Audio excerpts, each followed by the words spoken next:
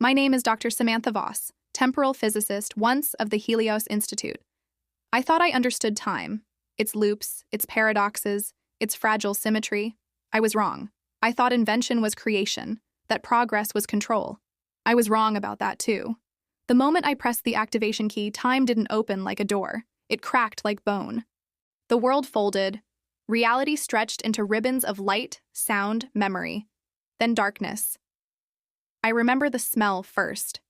Wet earth, sap, decay, and beneath it all, something raw and ancient. I stumbled from the capsule, smoke rising from its fractured hull, my instruments fried.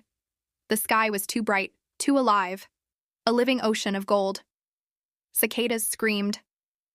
The air felt thick, heavy with a kind of pressure that hummed in my bones. When I realized when I was, my breath caught. The readings were clear. Jurassic. 150 million years before my birth. I had broken the world and fallen through the wound. I spent the first hours cataloging what little I had left. A broken beacon, one ration pack, a flare gun, my recorder. No way back, no signal, no hope of retrieval. The air shimmered with heat and pollen. Somewhere, deep in the jungle, something moved. A low, thunderous vibration that I felt more than heard. I thought it was an earthquake. Then I heard it breathe. The first roar split the air like lightning tearing through flesh. The ground shook. Birds, or something close to birds, exploded from the canopy in a storm of feathers. My every instinct screamed, "Run." And I did. Through vines, through mud, through the choking green that seemed to close around me like a living trap. I didn't see it at first, only the shadow. It blotted out the sun. Its eyes, God's, those eyes. They burned with a cold, impossible focus. This was no mindless beast. This was dominion incarnate, the apex, a queen of death in a world untouched by mercy, the tyrant lizard, Tyrannosaurus rex. I had stumbled into her domain. At first, I thought I could reason my way out, predict her behavior.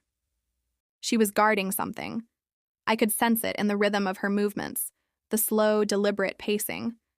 Then I saw the nest, a clearing of crushed ferns and cracked bones, the size of a crater. And there, the eggs. Massive ivory shells streaked with earth and blood. When she roared again, I understood. I wasn't prey. I was a trespasser. She hunted me across the valley of giants. I hid in the carcass of a fallen sauropod, its ribs like the walls of a cathedral. Her footsteps made the bones tremble. Her scent filled the air, metallic, alive, ancient. I could feel her breath through the gaps, hear the wet sound of her tongue tasting the air. When she left, I ran again. Always moving, always watching the tree line. But she was everywhere. A sound in the leaves, a shadow on the horizon. The ground never stopped shaking. Night fell like a shroud. The jungle came alive with whispers, creatures stirring, the hiss of insects, the low moan of the earth cooling. I built a fire once. Only once. Her roar came moments later, echoing through the dark like a curse. I ran again. I didn't sleep for days. I began to lose time. Hunger gnawed at me. My thoughts blurred. The line between fear and awe began to vanish. I started talking to her, whispering into the void as if she could understand me.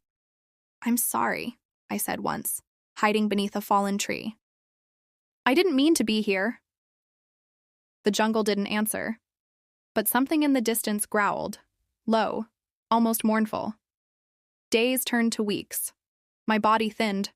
My mind fractured. I began to understand her in ways that words could never capture.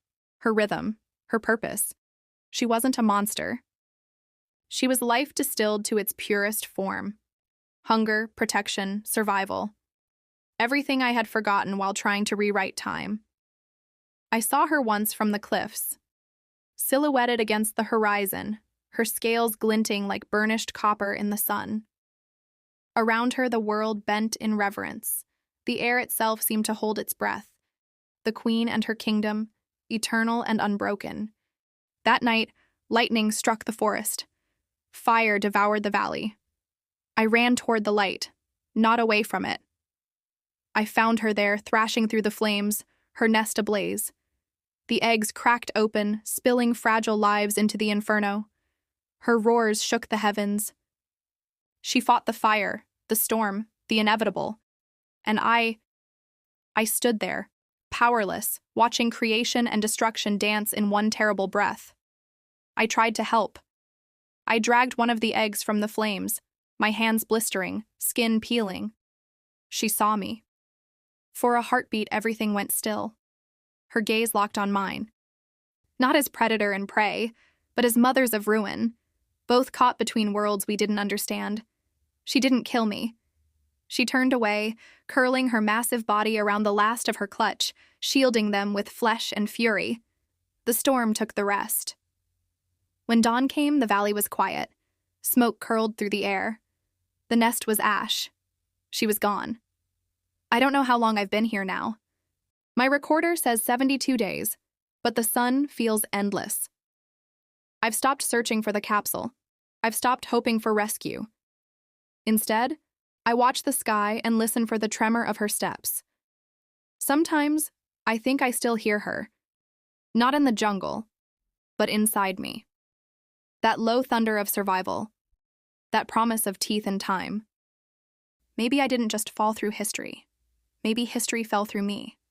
If anyone finds this recording, know this. The past is not dead. It dreams. It breathes. It remembers.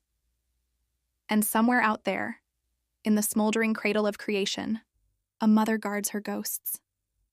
My name is Samantha Voss, temporal physicist, survivor, witness to the birth of monsters, and the mercy that hides behind their eyes.